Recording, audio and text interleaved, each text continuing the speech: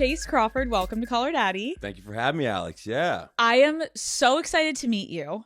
Okay, you have to tell a little bit of the backstory, though, because you were just telling me downstairs that you kind of were a fan, and like I need to hype myself up. I was. Listen, I'm a little bit nervous right now because I'm so excited, Alex. No, I was telling you, I'm like, maybe I save it for the podcast, but I'm an OG Daddy fan. Let's fucking go. I'd be like, walking my dog. I always listen to podcasts. I was like, who are these? You guys are giving insane advice. And it was amazing because you weren't giving like just this cliche rote advice to women. Right. You're like, fuck it. This is how we're seeing. This is what the guys we're seeing in New York, yes. like, or whatever, yes. right? Yeah. And I lived in New York, obviously. So, but you guys are like, this is how we're seeing it. This is the real stuff we're going to give out. This is how you play it. This is our advice. This is what works for us. And I thought it was the best thing. I laughed. I thought it was amazing. I would listen to like full podcast. God. Oh, so you've really I was entertained by the whole thing. Yeah, I'm OG. I love your new stuff. I love all the stuff. Oh, you were all the way back in like the blowjob tips. Like you were Yeah, exactly. All this stuff. I couldn't turn it off. I'm like, this is amazing. This is great. You're giving everyone the information that the world needs. It's the hard-hitting facts. I appreciate you sharing that. Yeah, also picturing you like walking your dog, being like, that was like the funniest shit in the OG days when it was so graphic that people would be like, my AirPods got disconnected. I'm at work. And it's like, you have to suck the living shit out of it. And she's like, fucking shit. Just connects to Bluetooth. Literally. I'd be like walking my dog, just very like thinking, very like, wow, like, oh my god, what a great point. This is awesome. Call Her Daddy is brought to you by Shopify. Now is your time to build on a hobby or establish a global empire. Daddy Gang, if there is one thing I know about being an entrepreneur, it's that the path is very unpredictable. Luckily, Shopify will have your back at any stage, no matter what happens. Shopify is a commerce platform that allows you to start, grow, and manage a business. Whether you have a side hustle that you're passionate about or you're running a multi-million-dollar empire, I see you, and you can do it all on Shopify. I know when I started my own business, I had no idea how much we were going to grow. And I've learned that it is super important to find partners that you can rely on at any size. The platform also makes widespread reach possible by allowing users to tag and sell products globally across all major social media platforms. Shopify works to fit your needs, and it's catered to you. There are tons of fun themes to choose from, and it's easy to use drag and drop edit. Shopify is behind so many brands that we all know and love. Millions of people in over 170 countries are using the platform, and you can too. Daddy Gang, it's time to build your brand. Head to shopify.com/daddy to see how easy it is to start your business today. I'm really interested because every time I meet people, I have no idea what to expect. Like with you, I was interested to know, like, is he going to be extroverted? Is he going to be introverted? Like, would you say in your life you're an extroverted person? I'm weird. I am. I'm both. Okay. I know that's like a lame answer, but no, like it's a normal I'm answer. very much like I compartmentalize things. I can really like go out and like let loose, and I'm very social, and I can be loud and have fun. Yeah. But I like my alone time, I like my own bed, and like I'm sort of a closet reader and a nerd, and like my dog, I like my alone time. So yeah. What kind of dog do you have? He's like a little rescue. He's like a little. They lied to us at the rescue place. It was like I share him with an ex-girlfriend actually. So You're one of those. I'm one of those. Oh my God, Chase, I'm judging you so hard. I know. Oh my God. I know. Oh my God. It's all about him though. It's all about the dog. No, that's fucking bullshit. Wait, that's like a full problem when you meet someone new and you have to be like, this is like our child. I know. It's not even, I mean, she's got a fiance. It's not even like, I know. I don't think it's a weird thing at all. People think it's the funniest thing. I'm like, it actually is the only way to have a dog. In fact, No. I mean, a cast member recently, she wanted a dog. I'm like, you want to get a dog together? I know how this goes.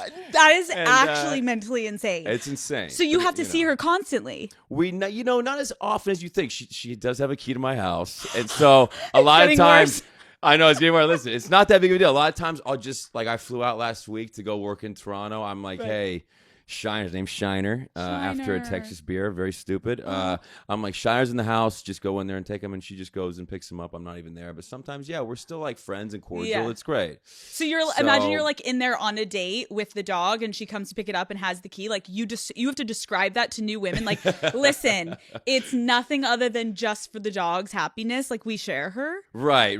I guess I never let that happen, I guess. I Yeah, drop him yeah. off sometimes. She lives close by me and Good to know. and whatnot. What So- if a girl said like, I can't do this unless you guys give up the dog? Oh, this girl's gone. I mean, this dog takes precedent. I think I might love that dog more than my future child. Chace. Oh my God. I mean, I'm not even kidding. I will die for that dog. I'm a dog mom That's too, how so that I get it. happens. They get you like that. They really get I get you. it. I get So- it. How would your friends describe you to like someone that they wanted to set you up with? Like, how are your friends describing you? Ooh, I don't know. That's a very good question. Outgoing, funny, hopefully. I'd like to think I can cook a little bit. Oh. But if they were being honest, I don't know. Maybe, he's a bad texter. Maybe I'm not that. I'm being honest. I'm not that great. I think that's a good sometimes. sign, though. I think if Right. you treat a woman really well in person, and then sometimes you're not a bad texter, but you're open about it, Right. like that's okay. Like Matt, my partner, is like my husband, is like Yes. Yeah. not.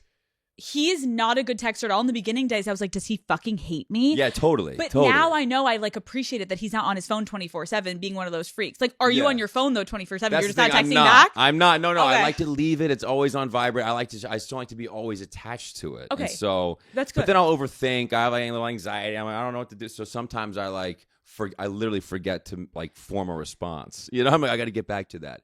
So I'll forget about it, and it's terrible. And that's kind of how I am. I'm a little scattered with the texting. But do you think that's your biggest red flag? Like you're just a bad texter. What else? What's Another red flag? I'd like to think I got green flags. No, let me think. My exes, maybe in my 20s, might say I'm bad at communicating, so that kind of ties in. But Okay. I've learned. You've gotten better. Yeah, You've I'm gotten like better. late 30s now. I've Okay. gotten better, Okay. so I'm more vulnerable. I'm good. Yeah. We love a vulnerable man that can Right, like right. tap into his emotions and his feelings. Totally. What are you doing on a Saturday night with your friends? Oh, that's a good question. Usually, what did I do last weekend? Like my buddy, like this next Saturday, he does like 60. He does these big like lunches at Jelena in Oh, yeah, Venice. yeah, yeah. We all Fun. bring a bottle of wine, Oh. but it's like 6 hours. So and he prefaced it with that, and I was like, I don't know if I'm gonna make it 6 hours. Jesus Christ. And it went by like that. So we do these little like lunches with random different people. He's kind of in the food industry as Yeah, a yeah, chef, yeah. so we kind of like have these interesting.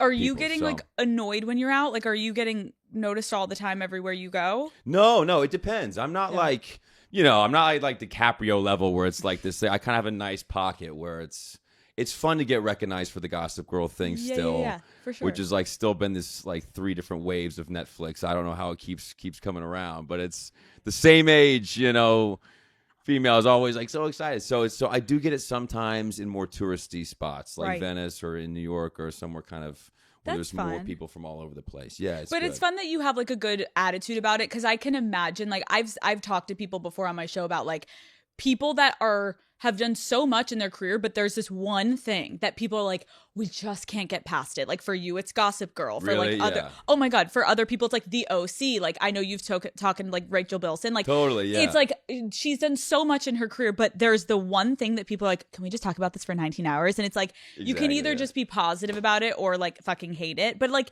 it's what Totally. made you super famous. Right. And it's kind of fun for all of us to like indulge a little bit. I mean, when you're young in your 20s, it's like you try everything's so precious. Like, I want to be like Marlon Brando. Like I was Yes. so Yes. annoyed by Yes. Gossip Girl, right? And like even the name, I like hate it.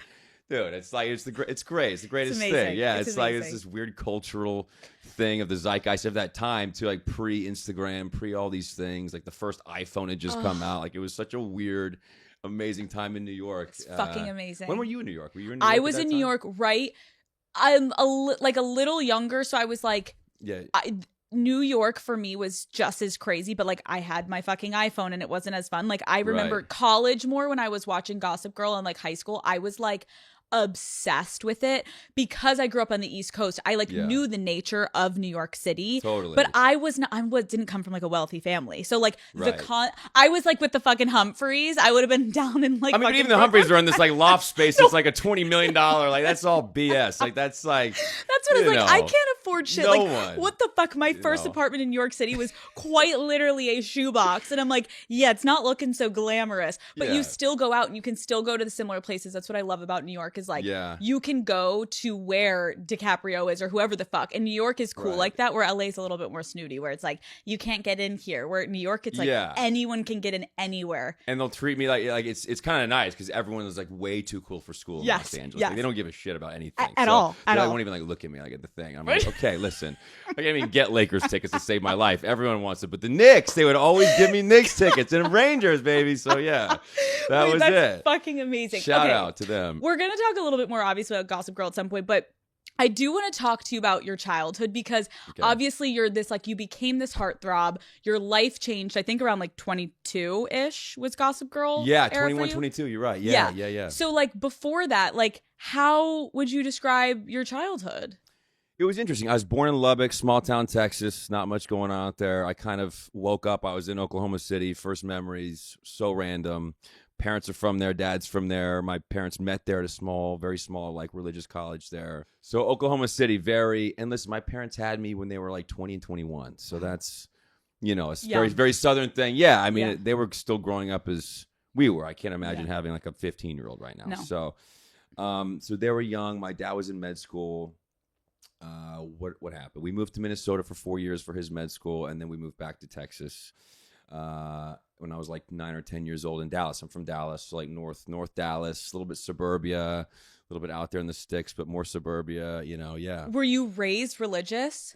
Yeah, basically. Same. Yeah. Were you? Oh my God. It was tough because obviously I can't imagine being from the South and being raised religious. Like I was raised Catholic every single Sunday going to church, and I was from Pennsylvania. So it wasn't like probably as intense maybe as like adding on the South. Right. But it was just confusing because I always felt more like pulled to the arts and like pulled to these things that just like weren't as traditional. Me too. Right? Yes. And so you just kind of feel like a fucking weirdo, and you feel like art naturally like pushes the boundaries on conversations. Right. And when you're raised religious, it's a little bit like, what are you doing here? Like you're like coloring outside the lines. And if you were raised in Los Angeles, it's like, go sweetie, you're doing great.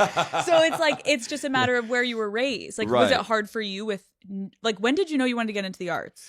I was like an artistic kid, actually. I was Okay. always drawing and stuff. I never wanted to be an actor. I had no idea about acting or any of it. I know it's like that shitty story that's like no one wants to hear. I'd like No, that's good. That's good. Yeah. I was very naive about the acting thing. I just when there was like this secular world, right? That's like, even I was sort of a bit policed on what music I was listening to and, all these other things. It kind of makes you feel just claustrophobic in a way, right? I remember like always really wanting to just travel or just get out of the bubble and meet new people and go out and do that. But I was a pretty good drawer and like charcoal and like a little bit of painting when I was like, like middle school. I started kind of. I was good for like a sixth grader. Picasso okay, over like here. good for like good for like 100 kids in my grade. Okay, I was like the best artist out of like 100 kids in Dallas. Right. No, but so my parents did kind of like foster that a little bit. They let me, I went into like photography classes, and those are my favorite stuff. Yeah. So did you ever have an awkward phase? oh yeah, totally.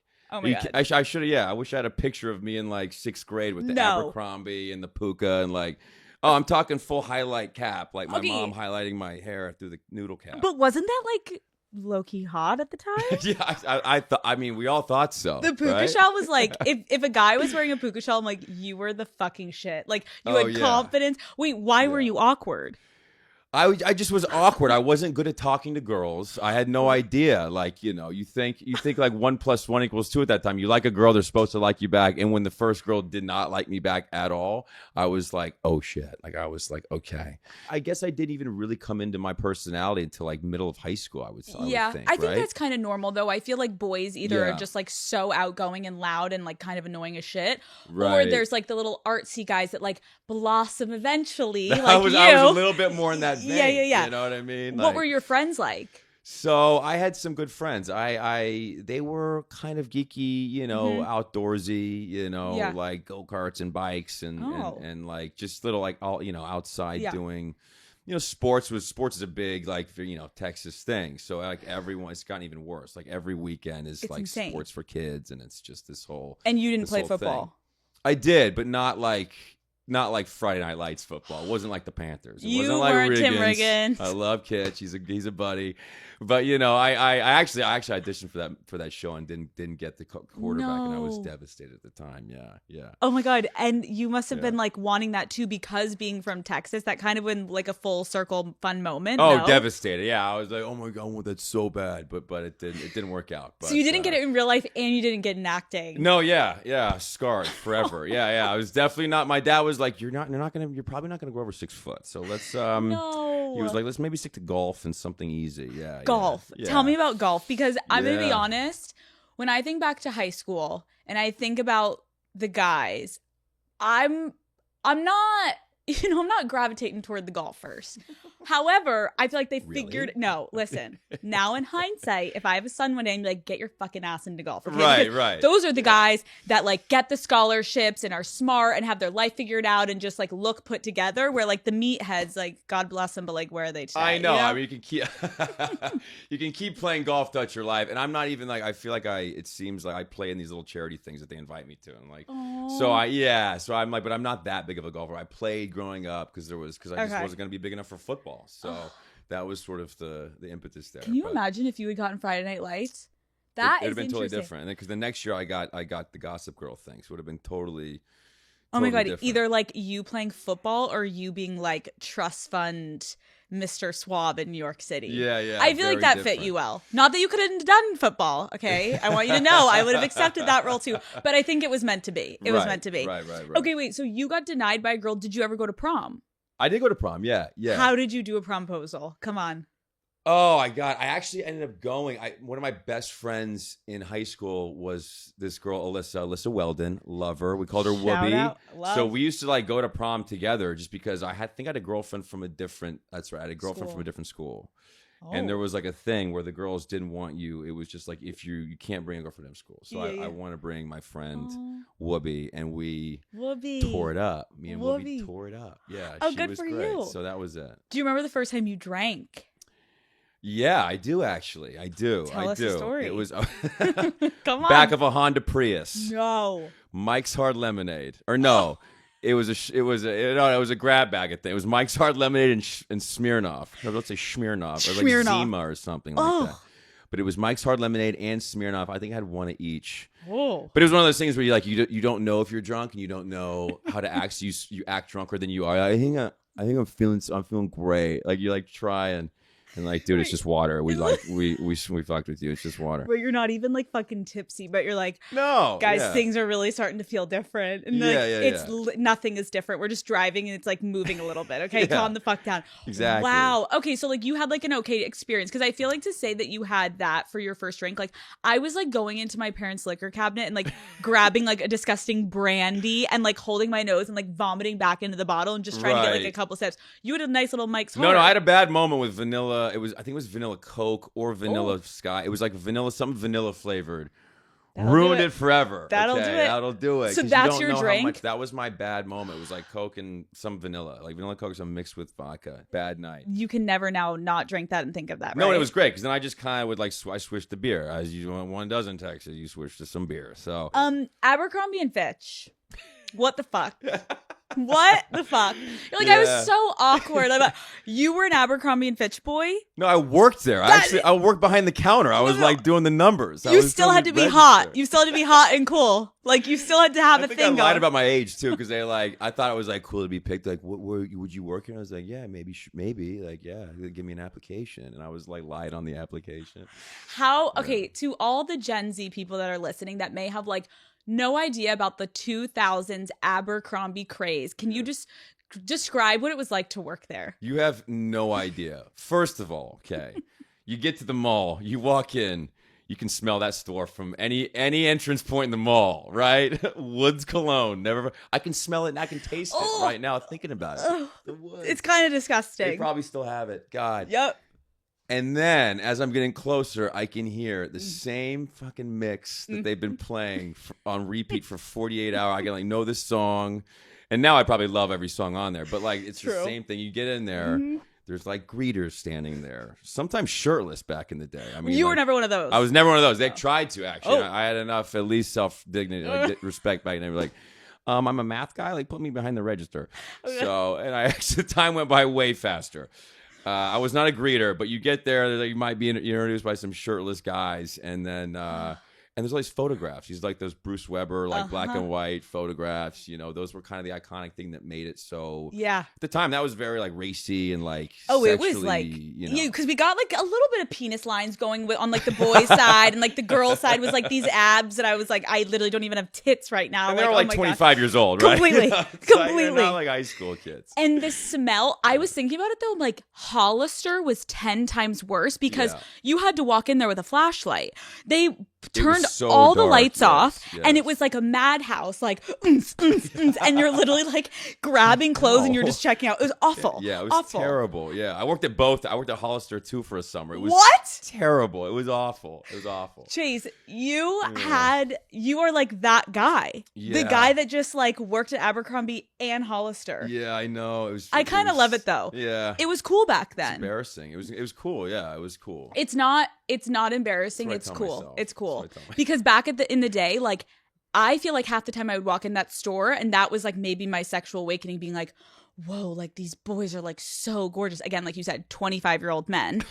And I think it was like a whole experience that back in the day, like that was the coolest thing going. Now we don't even have malls anymore. No, there's no malls.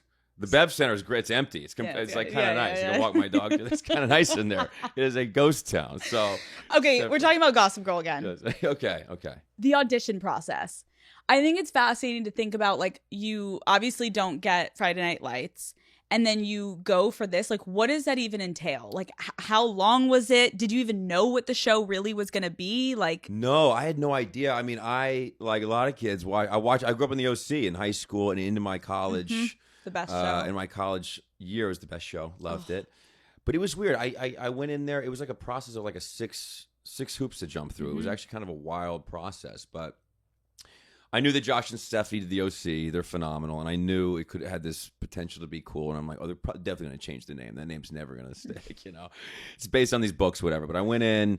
And then right away, if I remember correctly, I wore like my most New Yorky jacket possible, like my preppiest, you know, whatever. I'm obsessed. And but at the same time, I was a little bit like, again, I'm like younger. I was a little like eye roll, like this is kind of not beneath me, but I wanted Friday Night Lights. Yeah, right. Yeah. So I'm like, I kind of went in there with like a very kind of blasé, like whatever, which probably worked in my favor, as those things kind of do. But they wanted to do like a test, you know, thing right away. Which I thought, great, there's gonna be like one more audition or whatever. But then it was like back with producers, and then like producers and director, and then it was like it's different. It's all different now. Now it's all self tapes, and you just kind of put yourself out there, right? You know. But back then it was like it was CW, so it was CBS and Warner Brothers. So you had to go to like the top of like the Warner Brothers building. And I remember one of the final, maybe fourth or fifth times, I like walk into this big, like 40-row conference room, you know, and I think I tested with a few actresses, a few girls for like Blair or whatever. And I remember thinking like, I'm like, God, that's a really great part. Like she's got some great chunks of dialogue. It's like funny. And, you know, no offense. They didn't really, I was like, I just don't really see it with these girls. And I got this big conference room. And there was this one girl kind of sitting with her back turned. I walked all the way around. I was like, hi, nice to meet you. And it was like Leighton turned around. And before she even said, I'm like, she's like so perfect. She was like, hi, nice to meet you. I was like, that's the girl. So we both were like super nervous and we had to like go in and test.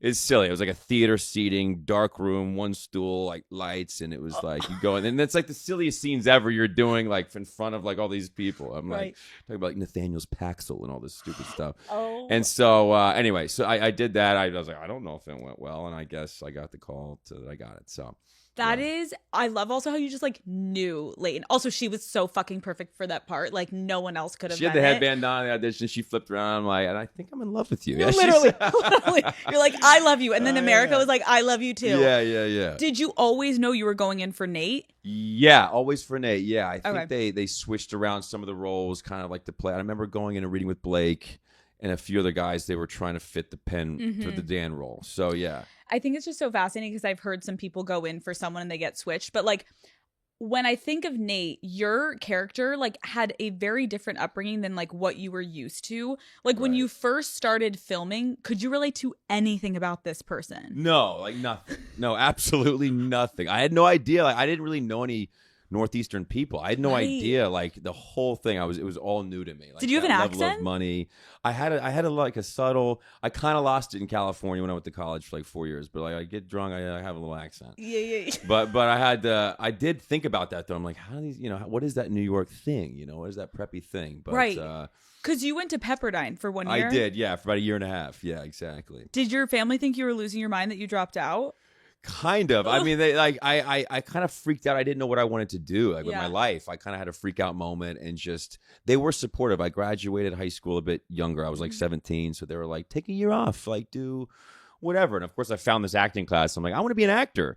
So but they were somehow supportive. They shockingly, because I didn't think they would be. Right. My dad being a doctor and whatnot. So I was going to say, because I remember Pepperdine when I was picking schools, I remember looking it up because I was like so fascinated with California.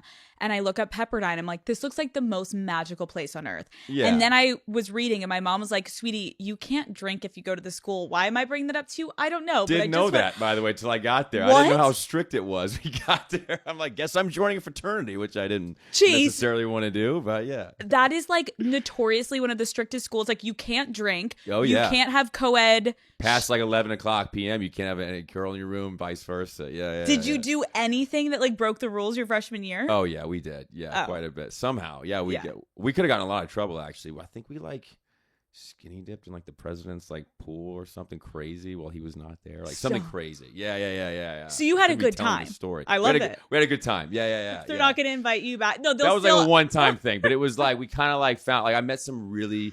Actually, 3 of my best friends, they ended up all being from Texas, and they were like from Austin, and one was from like Amarillo, Texas, and somehow we became Oh, like that's amazing. instant good friends. Yeah. So It's so fascinating to think about you in college doing 1 year and then dropping out and going to Gossip Girl. Do you think that like Yeah. anyone in your hometown was surprised to see that success, or was everyone like, oh, it's guaranteed Chace? they were everyone was probably super left field surprised. Really? Yeah. They had no clue you'd be doing that. No, I never wanted to be an actor, and I also wasn't that guy. I wasn't like Yeah. Johnny, like heartthrob on the TV show. I just wasn't. Right. I mean, I was a late bloomer. By the time I was 21, I kind of started to come more into my own, right? And have real confidence.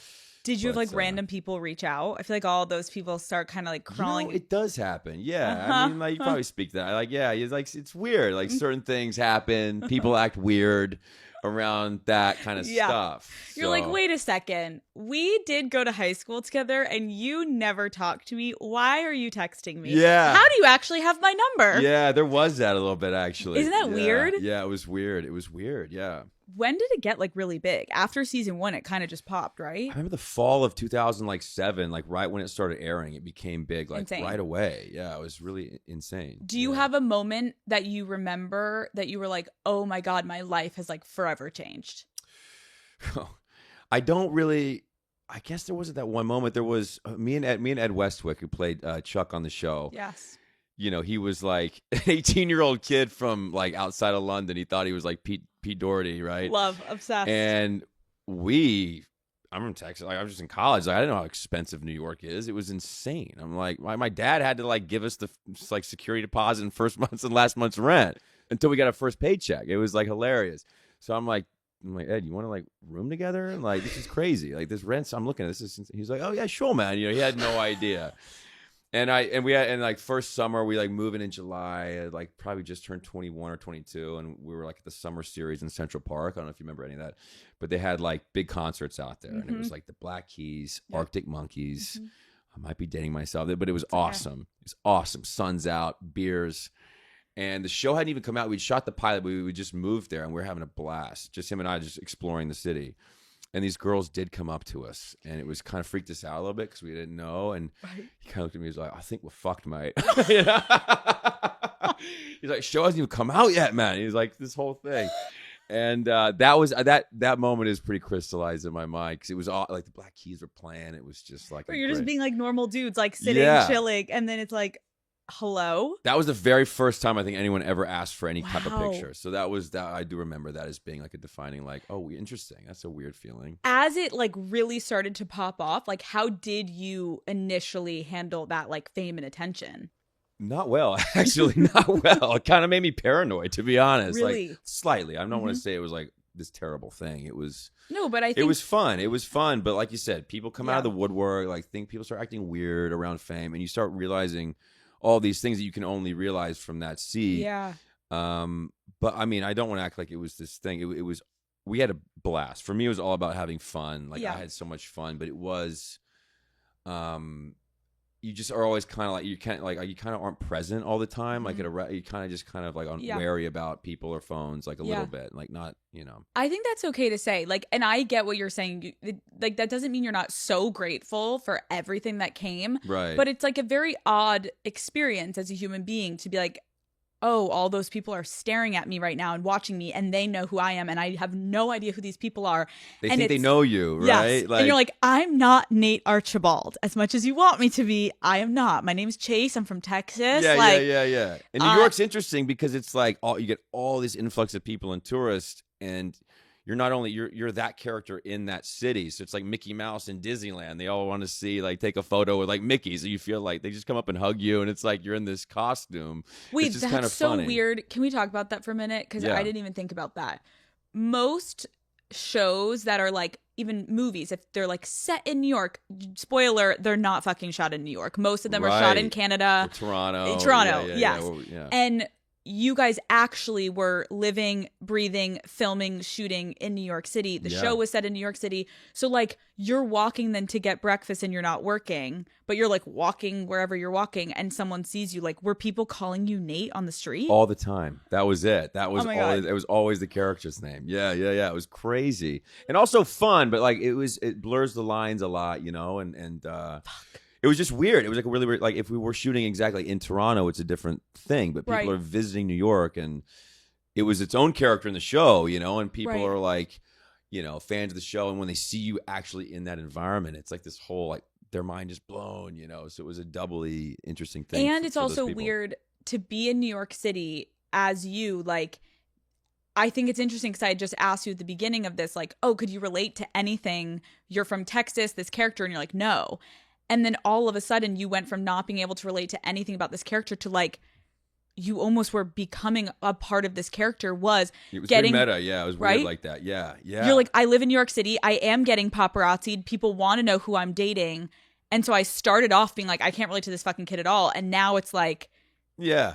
And I think it was like Perez Hilton or whatever the Gossip Girly thing was at that time was really, I always thought it was like funny stuff, but it was the same thing happening, you know what I mean? And I thought I wouldn't even like New York. I visited in like high school, and of course we went to all the touristy awful spots. Awful. And I was there for a month. I'm like, oh God, I love this fucking place. love it. I fucking love this place. But that's the thing about New York. Don't you feel like when you visit New York, it's so overwhelming. You get sent to the touristy spots where you're like, Times Square, and it's like all the places that if you live there you would never go. Then when you live there, you like find the pockets, and you're like, this is the best place. This is the best place ever. Yeah, we kind of had the keys to the city, and it's like your 20s in New York, as you know. Like, it's just there's nothing better. So it was like it was so great. So you're friends with Ed. You guys live together. Like, I'm obsessed that you guys were roommates. I didn't know that until I was like doing research for this, where I'm like, I didn't know you guys fucking live together. That's epic.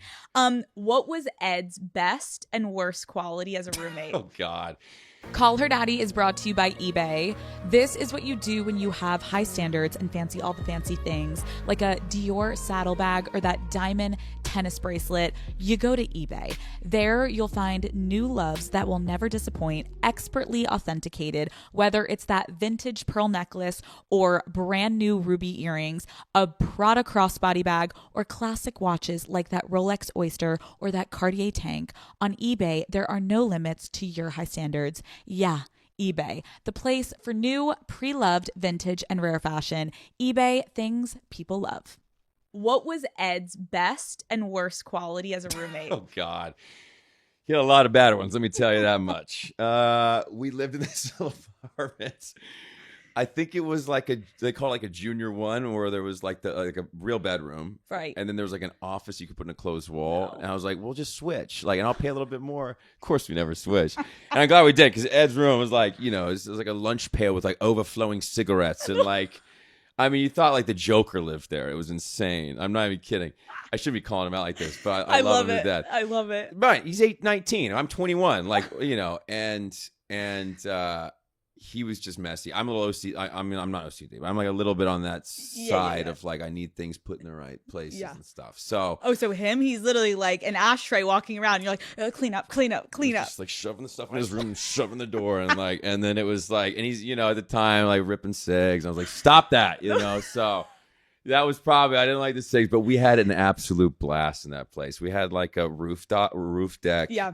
We have to go down the elevator and to the thing, but no one was ever up there on like 26th and 10th or 11th. And 26th and 10th. What is that? Like, it was just like it's not Midtown. Built Chelsea, I guess, technically. Chelsea. Yeah. But it was kind of close to the water. Had this amazing view on this roof deck, and we just called it Roof Deck. And he would like invite a bunch of people. We bring a Bose speaker and some like, big bottle of vodka, whatever, and just like have like a party up there all the time. Okay.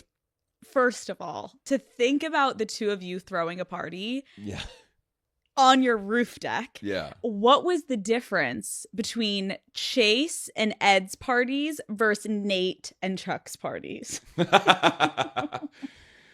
Not much, except the money involved. We didn't put much money behind ours.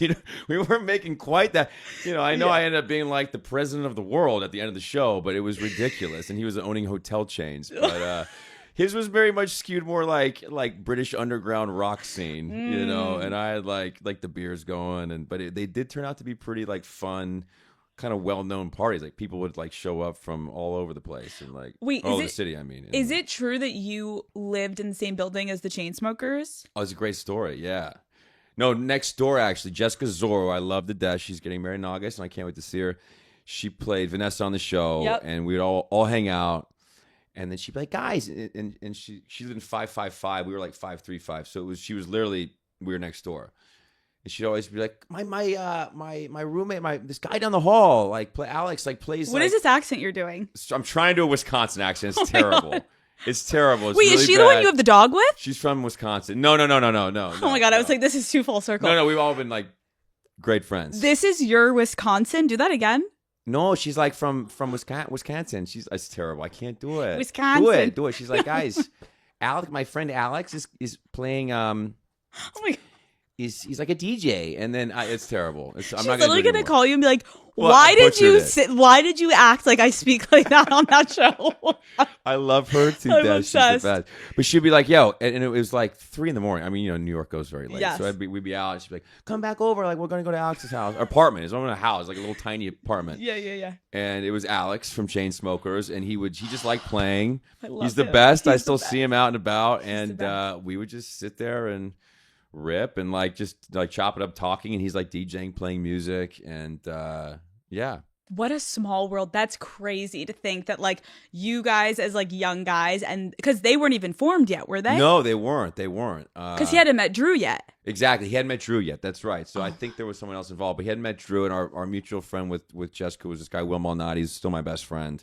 I met him through her, but he worked in nightclubs kind of, or hospitality. And Right. so Alex was like, hey, can you get me into these places? And he did. Will like hooked him up and got him into these like these Damn. nightclubs to DJ and stuff like that. So They're yeah. the best. Yeah. They're so fun. They're I had them awesome. on and I was like, That's right. You did have him on. Yeah. Yes. I won't ask if you and Ed have had a threesome together, but I did ask them that. What'd they say? What was their answer? Absolutely. Of course they did. They literally go, which one? And we were like, I was like, what? And they're like, which time? And I was like, I don't know. I don't know. Tell me about them all. Yeah, and yeah. Alex at the time was like, stop, Drew. And Drew was like, okay. So the first time I'm like, oh my God. Okay, this is quite fun. Yeah.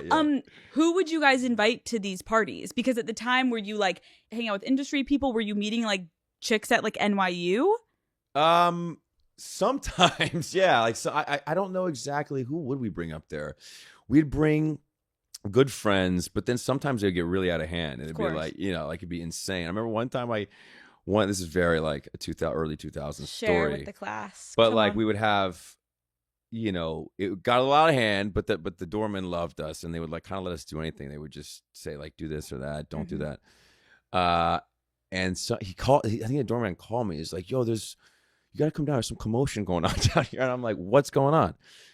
And I go down the elevator, and you could see like all the way down, and there was just floor to ceiling windows at the front of the building. Right. And I look, and it was like Lindsay Lohan and Sam Ronson. They were dating at the time. It's very 2000.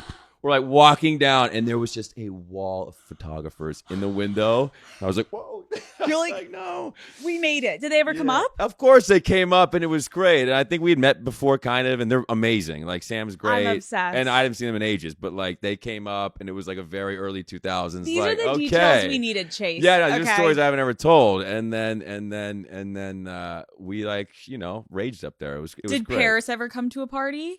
She did not, but I saw Paris recently, actually. Really? And I did at this like fancy, some Oscar thing, and she said, hey. I went up to her and said, hey, and I'm like, you remember the first time we ever met, right? And she was like, I think she said, I think so.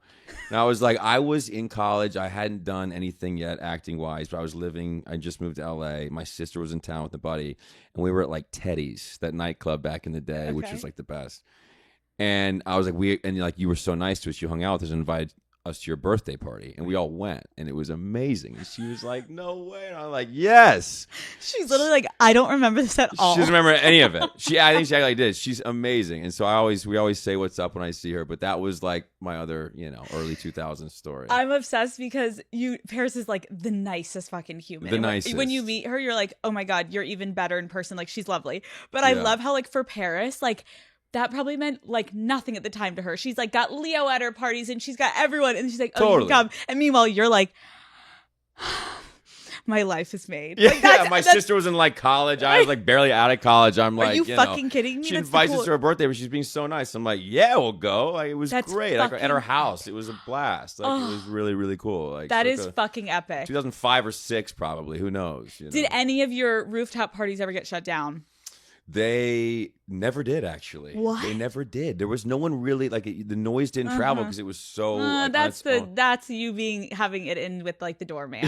yeah. But no one ever used it either. Like, it was really wild. I don't know how we got to away have a with it. rooftop. Yeah. And to have a one junior suite thing that's like a 1 bedroom. Yeah. That's pretty insane. That's a great little gig. It's a great deal for me. I got the main room. So yeah, sorry, Ed. Yeah. Okay, what would he say your worst quality as a roommate is? Oh, I don't know what he would say. What would he say my worst quality would be? Probably falling asleep so easily when he was like trying to tell a story. We'd be watching like just like CDs of Entourage, just playing, and he was like, "Look at that!" I'd be like passed out. But like, I don't know what my worst quality was. I'm a great roommate. I'll never have another roommate. So help me God. I need to have Ed on now, and watch him be like, come with a list. And he's yeah. Number 1. No, it seems like if you're the one that's like cleaner, like maybe he'd be like, he was annoying as shit. He was constantly cleaning my shit. Like, leave my shit alone. Yeah, when I had to like move out, I think he was like heartbroken. I think he was a little bit mad at me. Actually, he had a built-in maid. After like 2 years, I'm like, all right, buddy, like I need my own. We're success with the show's going. We gotta like just I love to have our own place. And he stayed in that place and like knocked the wall down and like made it his own. He did? Yeah, with like an axe. He like knocked his little wall down. It was very dramatic. Yeah. Wait, were you like, are you insane that you're staying? A little bit, yeah. Actually, yeah. Like, bro, we got the paycheck. Like, we got the thing. Yeah, it was like two years. We had 2 good years, right? Look, let's go. Yeah. Okay. Have you ever hooking up with a co-star? Oh God, that's such a night. You just did it so, And then you go for the water so casually, acting like I'm going to forget what I just asked. Hoping I'll go on to a next question. Yeah. Listen, I would say. I would say those things are inevitable.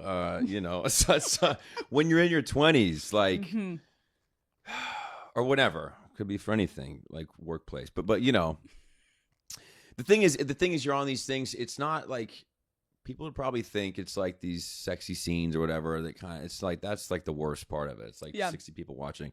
It's like the downtime. You're doing this show. You're on set for like 12, 14 hours a day.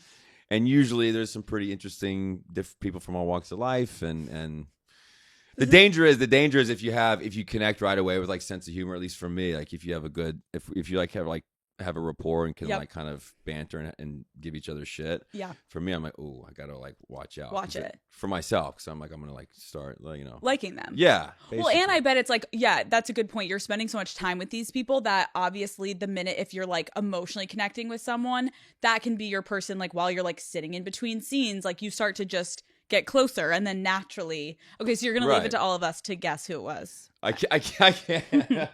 I mean, listen, I've done like other shows and stuff, but yeah, it's. Oh yeah, but like, I love how you had to take a pause, take a sip of water, and you got really centered with yourself, and then you like made eye contact with me, and you gave me the most perfect PR answer. Like, sometimes when things get heated and the emotions are there, it's inevitable. But we've all moved on. No, it's fine. It's fine. Did you ever know if co-stars at the time were like hooking up? And then you like kept their secret for them? Yeah, absolutely. Aww. Yeah, absolutely. And by the way, there's a lot of like actors and people coming on to the show. Yeah. So they're like over the years. Oh. And then I was fortunate enough to have like friends in the city. There were actors, but they were outside the show, and I had a really good like friend group. And then like everyone else has their little friend group, and so. You meet people in that wider circle. It's not just like that tiny little like circle. Everyone's like putting a map together. So, like so it's a lot of people involved. But again, it was like our college experience. Yeah, exactly. So 1 year at Pepperdine, 3 years at Gossip Girl University. Can I ask though, if you weren't dating, let's say someone in your cast, what was your dating life like during Gossip Girl? Because now you're famous, people know you, you're in a city. Yeah. What was it like? It was, I mean, in the sense of like dating life, it was kind of non-existent. I didn't really like, I was never like doing I never like doing like the interview, like sit down, like go on dates. It was like I was meeting a lot of people out all the time. Mm-hmm. And it was very, it was very much like meet people through your friends. Yeah. And like, for me, I guess it was, I don't know, I guess it was experience-based. Like you kind of do something or you go off and meet people through a crazy experience. I would kind of connect with them, and then we would date. So. And you're so young, like being 22, 23 in New York City, like at that point, I'm assuming you were not looking for a relationship. Like you're having fun, you're meeting people, you're hooking up, you're going to work, like you're starting to make your first real like paycheck. Like fun. Yeah. It was a lot of fun. Yeah, we had a lot of fun, and in high school, I kind of had like one girlfriend, and it was very like kind of that thing. And so I was kind of, wanted to get just out there, have fun. So okay, how did you feel when we found out that Dan was fucking Gossip Girl? I felt happy that it wasn't me. I was just really happy that it wasn't Nate, because then they told me they were thinking about. I'm like, why would it even be me? I'm like, yeah, your character was like too like laissez-faire. Like you wouldn't have time to like get on your computer and type away. No, yeah, he's in politics now. He's a senator now, right? Yeah, he's like 26-year-old senator. So yeah. I kind of always thought of Nate as just kind of like go with the flow. Like, although I hate when you hooked up with that older woman. I didn't like that era. That. Yeah. I didn't love that, but I liked when you and Serena were together. Yeah. The white party, the kiss to make everyone jealous. Yeah. You're a fan. I love it. Okay, you don't even want to know how much of a fan I am. When it ends, I think I've talked a lot about with people when they're actors of like, understandably, there's this fan base that is like, don't you fucking dare say you weren't sad to see it end. But most people are like, I got to move on with my fucking life. It's time to go. Like, how did you feel when it all was ending? Were you like, let's fucking go? Or tears? I went through like a major depression. I feel like looking back, not really, but I wasn't like prepared for it to end. I guess I thought I was, but it was more like New York. It's your family. It's like you wake up and even the drivers like you know what I mean? It's like the hair and makeup girls, like they're awesome. And that's your whole day. That's like your whole identity. Like, it's like I was ready for it to be done, but I mean, me and Ed would talk about it all the time. It's like, this is the greatest job we'll ever have. Cause it was easy. It was an easy thing. And it was fun. And we would laugh about that. but more I was just mad. I was like, I guess I got to go back to LA and like, You're like, I really liked it. I in New liked York it in New here. York. I should have stayed for a little bit. Actually. Why didn't you? I don't know. I in hindsight with real estate, I should have just bought in a place and like kept it. Like, what was I thinking? You should have gone back and gotten the place that Ed had been renting out and like bought a whole floor and renovated the whole thing. Defumigated the whole thing. Yeah. But you went back to LA. I went back to LA. Yes. And had to, So talk to me about your state of depression. I can imagine it's like kind of an identity crisis, right? It was. Yeah, it was an identity crisis. Yeah. It was just a weird thing. It didn't last very long, but it was like a few months of like, it was just a daunting thing of like, is auditions now and like going back and how do and you're put in a box a little bit, you know what I mean? You're kind of the guy that a CW show who looks a certain way. And it's definitely like, okay, I gotta find something to kind of break out of that. So there was that, yeah. And I feel like also, I mean, wait, how long was Gossip Girl? How many years? 6 years. Yeah, 6 years. That's like a long ass time to be in something. Like at what, like towards the end of the last year, you guys knew it was ending, right? Yeah, we knew. Yeah, but you still have to start to. It doesn't probably feel real until it's over, and that's almost like a college experience plus more to be with people. And then like, do you keep in touch with anyone?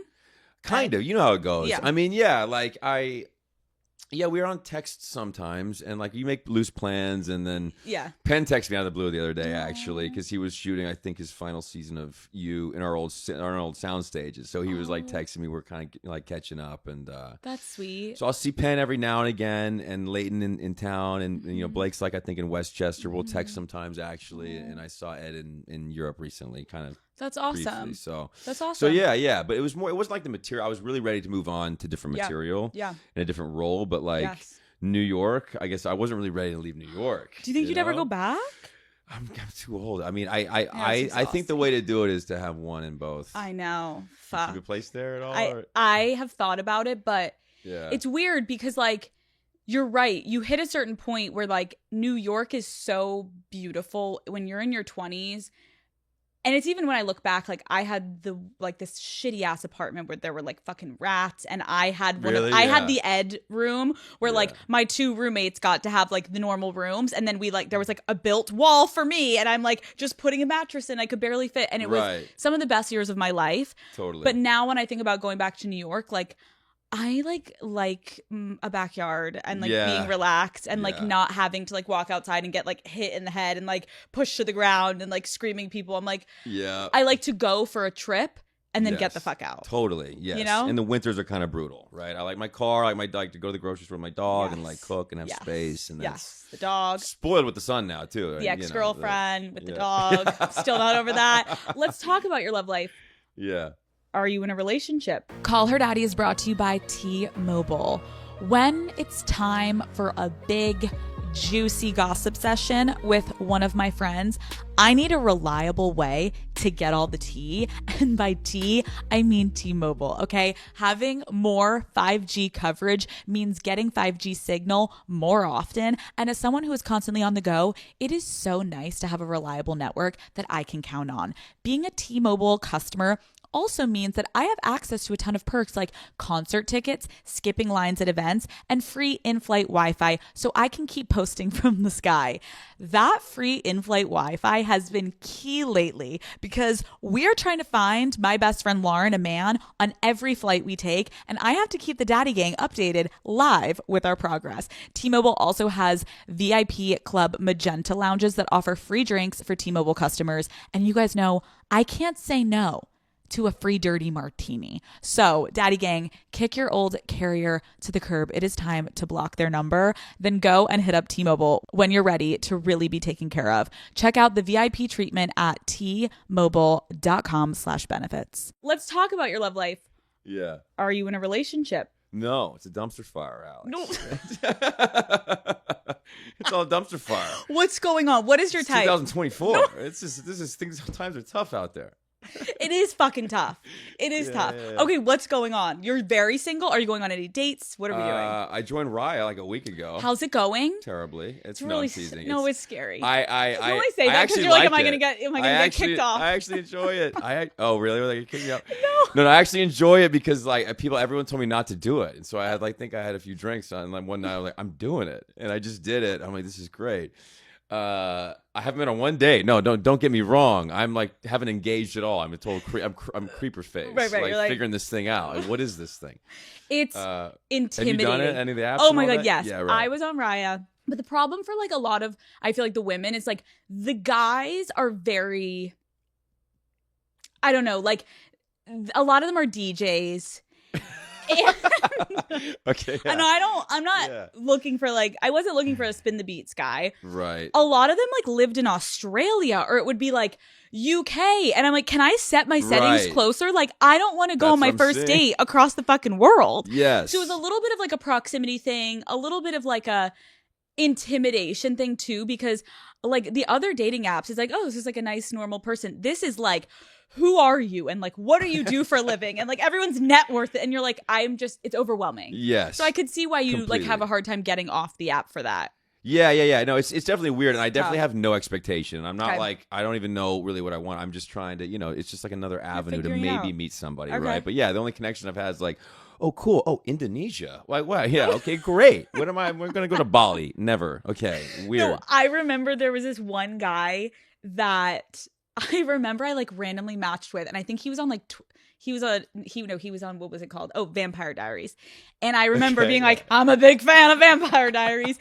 And so I'm like, oh, and it's I like, know some of those he's guys. shooting in Toronto. And I was like, well, I live in New York New York's City. close And like, by, yeah. yeah, but you're still like, am I getting on a plane to see this man? Yes. No. Yes, no. You're like, yeah, no. Maybe, but yeah, barrier to entry. I'm like, you there. ever No, in New York? it's- He's like, you ever in Toronto? I'm like, Yeah. no, unmatched. Bye. But I'll watch next season. Yeah, like, yeah, great talking to you. it yeah. sucks. It sucks. You're gonna figure it out. I know It's you're gonna figure it out. weird, yeah. Do you consider yourself a romantic?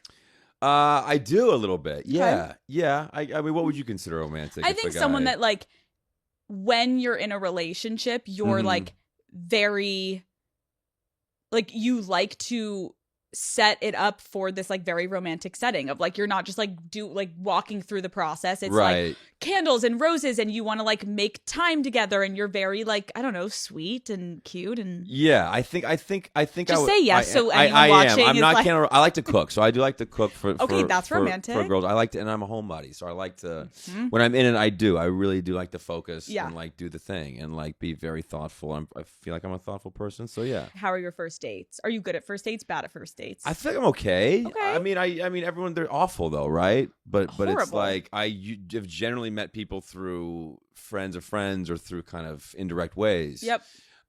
So the first dates are always like interview process, campaigning. You know what I mean? Mhm. So, but when you know, kind of like right away, I can still get through a first date. That's like you don't, it's like okay, we're gonna be friends maybe. But That's a good point. I feel like first dates, you know that you like the person if it feels less like an interview and you're like, oh, we're making like headway. Like no Right. first date is going to be like, this is like the fucking best thing ever. Like I would hope there's room to grow and get better. Right. But some first dates you're like 10 minutes in and I'm like, I gotta fucking go. Yeah, and then it becomes. I've definitely been awkward on first dates. Do you just say the before. whole time? Yeah, you can't. What are you gonna do? Ghost out the back? And like, oh, I left my keys, and then kind of like No, walk that out. would be I mean, fucked. And then someone would like write online about you being like, he's the biggest fucking douche. Like, what the fuck? If people do that though, I've had friend buddies that like girls Just have done leave. that. Yeah. Well, yeah. because a part of it is like you could be respectful and be like, I know this is not right. Let's just like not waste each other's time. But some people would be like, you fucking piece of shit. Yeah. Fuck you. And then you're Yeah, like, right, oh, I right, don't want to right. be a dick. Yeah. Have you been in love before? Absolutely. Yeah. Oh, Yeah. how many times? That's a good question. Probably at least two. Mm-hmm. At least two. Because have you had those where you're like, was that love or it was love in the moment, but now that I've grown up, maybe you like redefine it a little bit? Like, Right. One was pretty instantaneous, and then another one was over time. over time. So I've kind of experienced both, and I don't really subscribe to the idea that there's like one soulmate for you. I think I there's agree. a handful, maybe. However you want to, but it's definitely once in a blue moon that you meet. Very rarely you're going to meet someone that you really connect with, and what you do with that, is a timing thing, and then maybe it can work out or it doesn't. But we all have those things that might not have closure. You know what I mean? And that's okay. You don't have to have like closure, but there's those open-ended things you're thinking like, maybe if I'd been more evolved, or like I'd been like Mm-hmm. 5 years older or in a different place in my life. There's a few times where I definitely not regret, but I'm like, oh, I wish I'd been in a different place in my life. That is interesting. Where you like, oh, that's such a good point. Where you like look back at it and you recognize who you were compared to who you are in the reflection stage, where you're like, oh my God, imagine how different I would have been even if I was me in that relationship now. Right. We probably would have been fucking prospering and happy. Amazing. And all, Yeah, right? yeah, I could have had it all. Right. Yeah. It's like Peaky Blinders. No. But yeah, I've like been, and I'm like, God, I was such a head case back then. Why couldn't I have like just like not been an asshole? You know, Like, when in I what was ways? dealing with my What own ways? stuff. You Like were just- I was just, whatever you want to call it, mental health stuff. It was just like I was in a bad place Yeah. and not dealing with it. Yeah. You know what I mean? I was like just avoiding. Oh, everything. and that's a really interesting topic because that means you're growing, obviously. Right, But I right. think that when you have your own shit going on, there's no fucking way that you can be like 100% present for a partner. That's hard to do Totally. even when you're in a fucking healthy relationship. Of course, exactly. Right? Like when I moved back from New York and I was in that kind of funk, I met a girl who was like incredible and went on to be very successful. But Is that the one with the dog? No, I'm trying to figure out who the fuck is the one with the dog? it's a girl I worked with on a. It was a bad TV show, but it was like in 2015 maybe or something. Okay. Like that. So we're still Okay. good friends. She's Okay. great. She's Okay. very great. Shout person. out. Yeah. And but we both travel, so we both have to deal with the dog. I'm defending myself. No, it's okay. It's okay. I'm just fascinated. Like, oh, how would that work? It works. No. It can work. I'm telling you.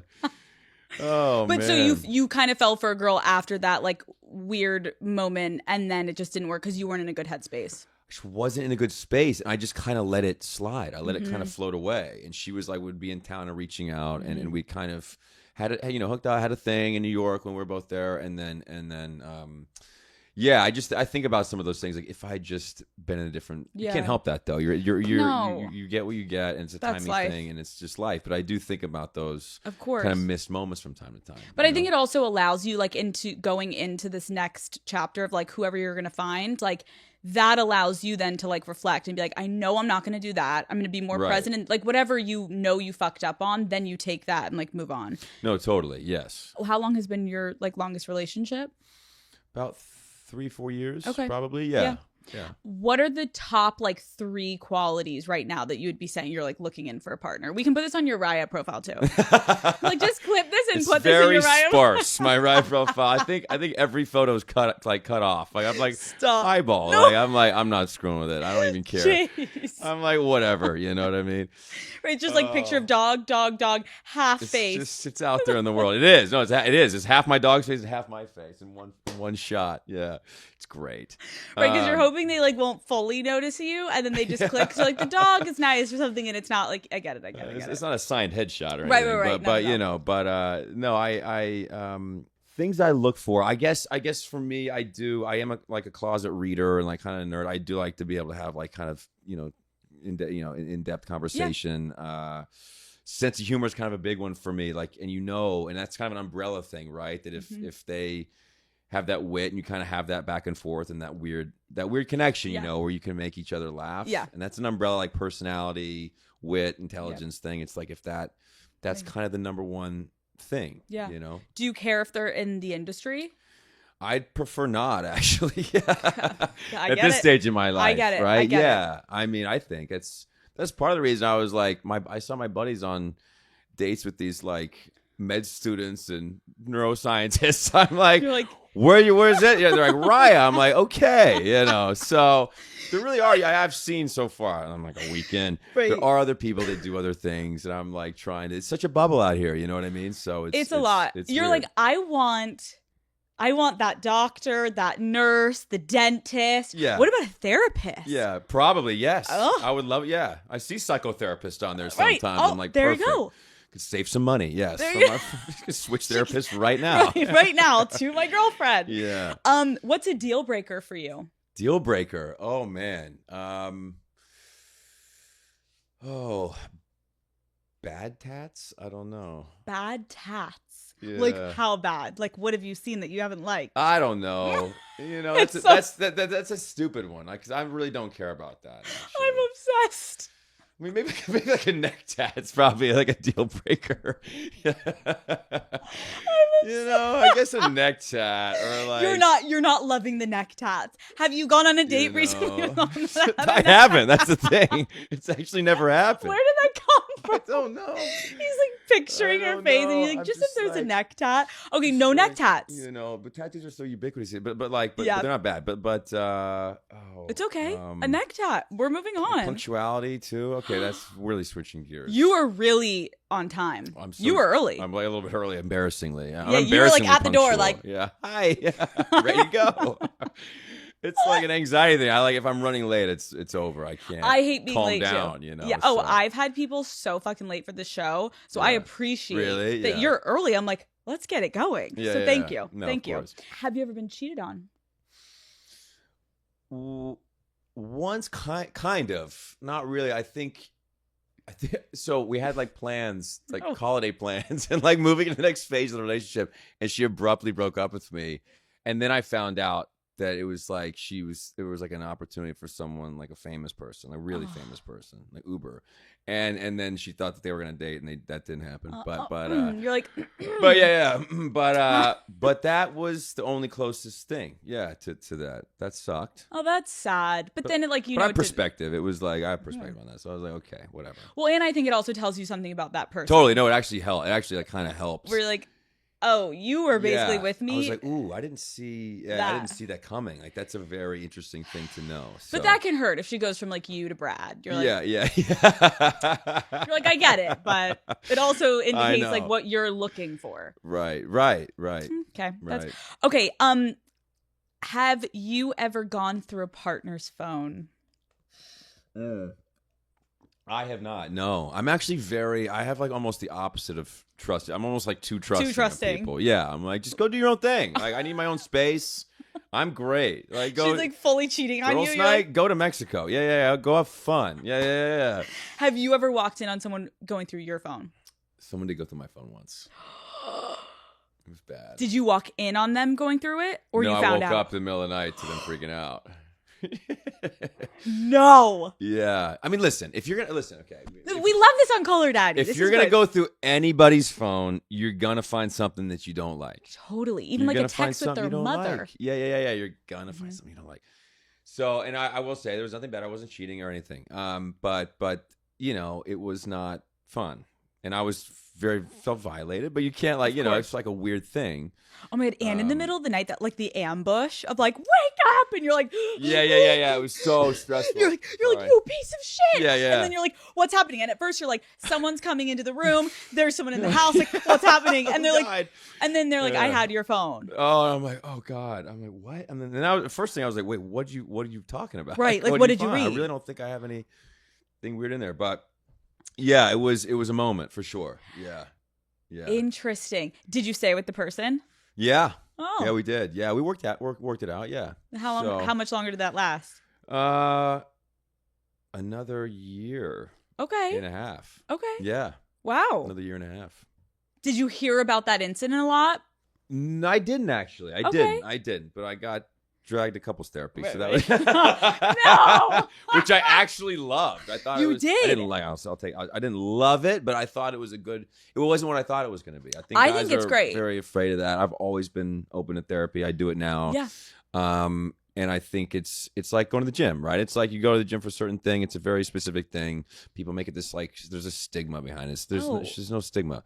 No relationship is perfect, and I actually had a couples therapist on the other week, and she was just talking to me about like it's so weird that now we've like normalized therapy, but couples therapy, yeah, it's like what's wrong with you? And I'm like, who doesn't fight in a relationship? Who doesn't have problems? Who doesn't like no relationship is perfect. So it's almost like I commend the people that are honest about it. Like I had said, like I went to couples therapy, and it was like the best thing for my partner and I, where I was like, yes, I feel so much more aware of where he's coming from because you have a person in the room that like is so unbiased, neutral moderator, and it's like this time you can air out those things safely. And it's just about being a fucking adult. Like you learn how to be an adult, like at least for me in this relationship. And I was like, okay. And it was a very nice, and when you're doing it, it's like going to the dentist kind of, you don't want to do it, but it's, it's like you do it, and it was a really great thing. So yeah. Okay, let's talk about your show. Obviously, I'm like, we're talking about Gossip Girl. I apologize. But obviously, we just had to get through the OG shit. Right. Your show I'm obsessed with the fact that you went from a man who was dressing like this like Upper East Sider, this like kid with a trust fund, to a superhero. Yeah. Are you loving it? Like being in the one costume the whole time? Because I feel like Love a whole it. part Yeah. of Gossip Girl was your outfits, obviously. Right, no? right, yeah. And now obviously I'm looking at you in the same outfit every scene. I'm like, this is kind of interesting. Obviously, if people haven't watched it, The Boys, this is season 4. Season 4 of The Boys, yeah, coming out. Tell me about it. It's great. It's the most fun I've ever had doing anything, really. Oh I my mean, God. not like, you know, just like work wise, like the character, it's a comedy. It's so much fun. Right. We're making fun of like the privileged, you know, male asshole. You know what I mean? Like that guy. The costume's great because I never have any fittings. I don't have to come in and do extra fittings. So it's So like one little thing. Costume's a little bit of pain in the ass, but it's okay. But it's great. Yeah, the show's awesome. So What happened with the whole dick thing. penis? What happened with the whole penis I situation? didn't even think about that until you started doing it. I'm like, I know exactly. I I was forgot just like, about that. how do we There's a story Okay, there. Tell There's a story. everyone the story. Which is really funny because it was great press for the show when it first came out because no one knew amazing. if the show was going to work. But also the creator was like, never tell anyone. That was never tell anyone the real story. That was you. You're like, really? I'm like, yeah, it was me. No, but this calendar came out, right? This calendar came out of me and the character, and there was this massive rocket Yes. in the suit. And they made this calendar, and it was really funny and very in character, too. But no one knew it's a satire of a show. Right? Yeah. You know, no, people are seeing this like, what is this? Seth Rogen and Evan Goldberg produce it. They're amazing. And they thought it would be really funny in the Genesis. We hadn't even filmed anything. When we were doing the suits, that what if the Deep just had like a raging erection in like a third of the scenes?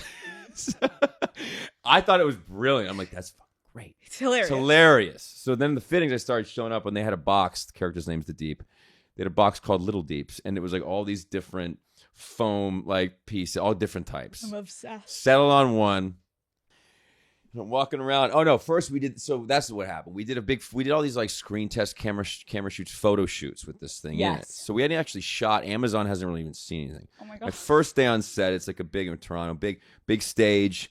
I'm in front of like 2,000 people, and I come out. I'm like introducing Aaron Moriarty's character, and everyone just starts laughing because it's so funny. The light, you can really see this. Were you at all like anxious about it, or you thought it was hilarious? I thought it was hilarious. I wasn't anxious about. I kind of thought though. I'm like, guys, we got to remove it sometimes, right? It can't be like in there forever. It looks ridiculous. It's so obvious. It's so funny. It's so funny. And so I'm like, and literally, they didn't. Amazon gave us no notes. They let us do whatever. The only first note was like, you got to take that thing out of Deep's pants. You got to take that thing out. So they actually spent so much money frame by frame editing out that scene just in that area for that scene in the pilot, the first episode. Everyone forgot that we did all these. So whoever thought in the PR thought it'd be funny to make a calendar out of it was genius. But I'm obsessed. But the calendar came out, and then people didn't know they had no idea what that was. I mean, you're right. It was great PR because like everyone was talking about it. It was like, oh my god, look at this penis. Like, what is happening with this like big schlong? Like, kind of looks real. I mean, it looks very real. You never think it would be like a fake absolutely boner calendar. I mean, you know, it was great. So you're loving it. You're having a good time. Loving it. Yeah, still loving it. So What was that audition process like? it was complete opposite of Gossip Girl. It was like Christmas time. They were like, we gotta cast the superheroes, and the superheroes are the bad guys. For no one's watched the show, it's like the satire because they said they had to make the suits anyway. I'm like, there's no way that they're not gonna like bring people back in the new year. Like it's dead zone is December. Like even like Thanksgiving through. Oh my god, do I really gotta go in for this audition? I loved the material. I'm like, this is amazing. Get there, it's complete opposite. I'm like very annoyed. I'm like last. Right, you like don't think you're getting it. There's a ton of actors in there. Well, it's just like it's like a lot of actors at audition, and they audition everyone, no matter who you were. But I went in there and felt really good about the audition. I felt that I had the creator laughing, and the scenes were funny. Kind of felt like I nailed it. And then they're like, "Oh, we want to test him or whatever." Like the day after, and I'm like, "Perfect, great." So we'll go back in for like round 3, 4, 5, like in the new year. And she's like, "No, they're just going to use that tape you just did." And I was like. Oh. Well, do I need to do it better? Like, can I make some changes? Right. And I got nervous because I'm like, they're like, no, they're just going to play it in front of all the Amazon Sony people. And I'm like, that's how it works these days? I'm like, I have been out of the game. Right. Fuck. But and that's what happened. It was like very quick. They kind of did the deal and they did it. It was between me and I think some other person. And then And then I had the job like before Christmas. I was like, wow, this is awesome. I don't have to go through like a month of like pulling my hair out. Right, like it was one and done. Yeah. Because then the longer you go, the more you want the job if you like it. You're like, I want this thing, and I'm like used to completely in my head of waking up like, what if I get this job? So yeah, it was a very quick like week-long process. And that was it's fun to see you obviously like back on screen, and I feel like your character is like quite hilarious. Like it's so funny to see you in such a different light, obviously because of like the Gossip Girl OGs that like will follow you to whatever you do. Right. It's such a departure from that I kind of love that though. Because I think you needed to do that. I needed to do that. Yeah. Right? I think I still need to do it even more, but I liked it. It was a complete shake up and a complete it's a kind of dark comedy, does some weird stuff in the first episode, but it's like very dark and they give us an opportunity to show some range. So it's like comedy and some weird like insecurity there, and like it's good to show the color. So what are you doing this summer? I'm not, I'm going to Tahoe with the family in like in July is around my birthday. I do like a 4th of July in Idaho with some friends up there at this place Gaza or whatever, and then Tahoe, and then got no Italy plans, got no Italy trip this year, Me either. I think it's okay. It's okay. I think it's like a little, it's okay. We're over it. It's a lot. We're over it. It's a lot. We're no, you guys go do your thing. We'll be here. No, I think Italy is amazing. I think like the vibe is to not go in the summer. I think so too. I think so too. It's like earlier, like late season. Yeah. Yeah. And it's probably not as expensive, but there's also not as many people there. Like, right. We're convincing ourselves why it's good that we're not in like Capri. We're like, it's fine. We're going to Tahoe. Okay. Okay. So you're going on some trips. Wait, I didn't realize your sister's married to Tony Romo. She is. Yeah. That's kind of fun. Yeah. It's great. He's awesome. We grew up big Cowboys fans. So that was like a good. Oh my God. Did your parents fucking love that? Oh, they love it. Yeah. They love it. And so he's the one playing in the Tahoe golf tournament with some friends. Fun. And so it's this whole like it's like my dad, for him it's like better than Christmas. He loves that little Tahoe trip. So yeah. We go down there and hang out with the family. I am so happy that you came on. I think you're such a great cool guy. I really had no idea what to expect, if I'm honest. Like I was like, is he going to be a little stiff? Like is he gonna, because I've never really seen you do that many interviews. Right. You don't do much. I guess I don't. No, and not like in a cool, great format, conversational. You're the best. Yeah. No, this is great. I was really excited about this. Did you have fun? I had a blast. Chill. I wish they were all like this, Alex. So thank you. You're awesome. Thank you. Thanks Thank you for on. coming on. This was so fun. Yeah, absolutely. Thank you.